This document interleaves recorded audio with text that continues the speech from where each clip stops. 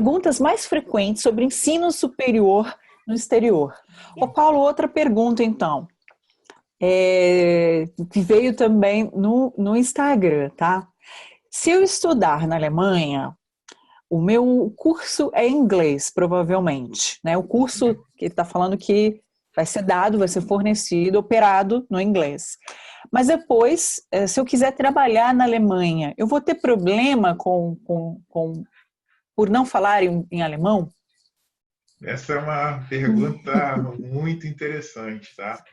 Geralmente, as faculdades que ensinam através da língua inglesa, elas oferecem o curso de alemão paralelo ao curso, tá? Então, é importante você,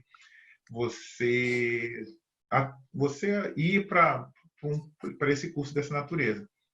Quando você termina e você consegue um visto de trabalho, o alemão até esse ponto ele não é exigido. Você pode até ao término do curso, terminou seu curso, você pode conseguir um visto de trabalho mesmo sem falar alemão.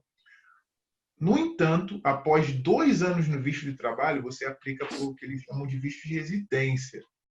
Aí você vai precisar obrigatoriamente ter um nível B1 dentro do quadro europeu de qualificações de alemão, tá? O nível B1, se eu colocar em termos do IELTS, que é o exame mais conhecido do inglês, seria um IELTS de 5.5, chegando no 6. Então, esse é o nível B1, só que você tem que ter esse nível equivalente em alemão, tá? Então, isso é importante.